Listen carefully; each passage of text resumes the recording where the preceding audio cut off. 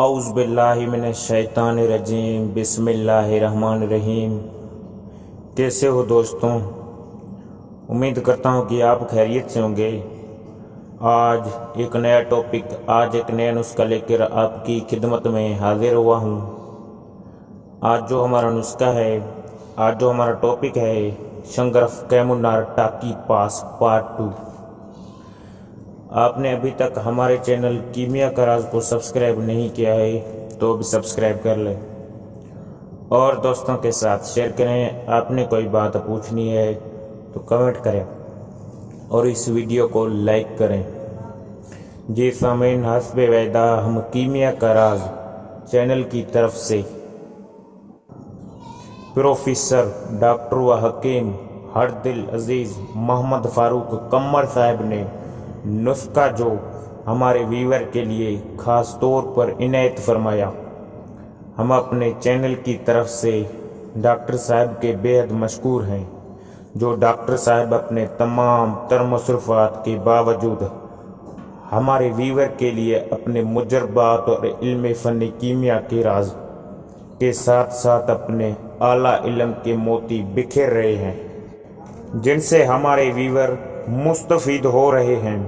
آج کے اس ویڈیو سے پہلے جو ہم نے ویڈیو عید کا تحفہ دھاتیں رنگین اور تیزابی کا عمل دیا تھا، وہ بھی ہمارے ہر دل عزیز محترم ڈاکٹر صاحب طرف سے ہمارے چینل کی ویور کے لیے خاص عید کا تحفہ دیا تھا۔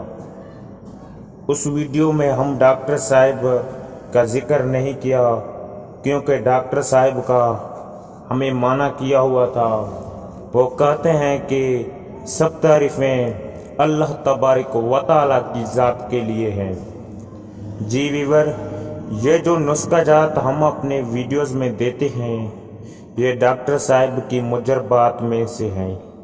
یہ بات ہمیں اچھی نہیں لگتی جو شخص اپنے تمام تر مصروفات کے باوجود بھی اپنے مجربات اور دل کے راز دے رہے ہیں، ہم ان کا نام تک نہ لیں، یہ بات ہمیں اچھی نہیں لگتی۔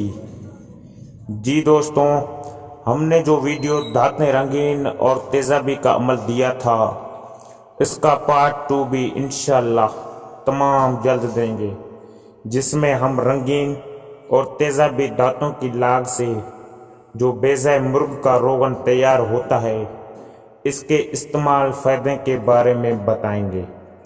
جی دوستوں، ہم آتے ہیں اپنے نسخے کی طرف، یعنی شنگرف ٹاکی پاس کی پارٹ 2 کی طرف۔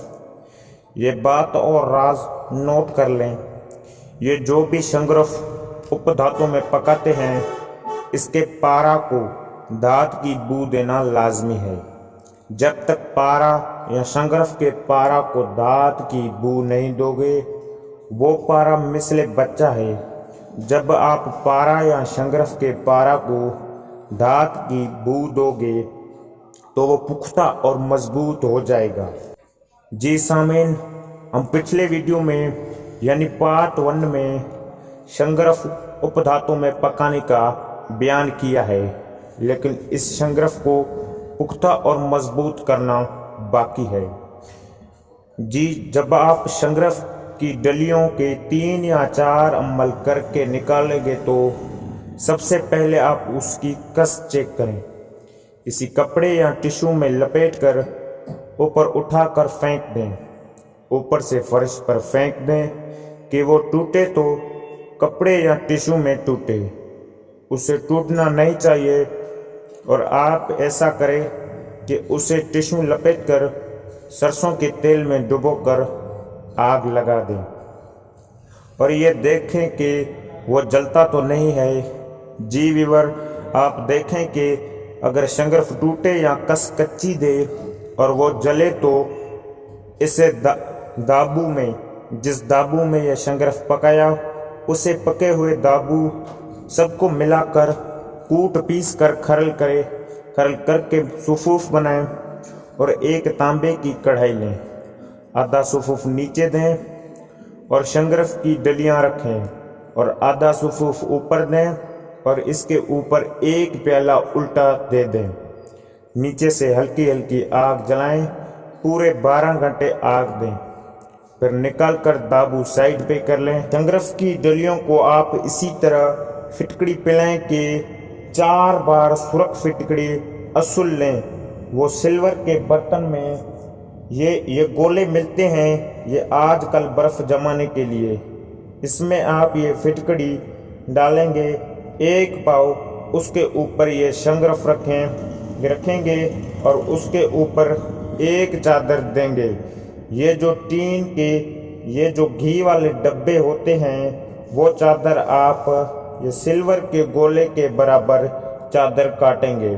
वो चादर देख के अच्छी तरह तारें बांध कर ऊपर कोयले दे देनी है, 1 या 1.5 कोयले हों। फिर आग लगा देनी है, आग ऊपर से देनी है और कोयले भी गोले के ऊपर रखने हैं। कोयले ऊपर होंगे और नीचे फिटकड़ी पकती रहेगी। फिटकी फूल कर ऊपर उठेगी तो उठाया नहीं जाएगा, क्योंकि ऊपर जो ढक्कन होगा, नीचे फिटकड़ी पक पक कर ये सारा संग्रफ पी लेगा। ये फिटकड़ी आप फिर फेंक देना और इसी तरह ये 4 अमल करने हैं और दाब जो भी है वो महफूज रखना है। नेक्स्ट वीडियो के लिए इंतज़ार करना। अल्लाह हाफिज़।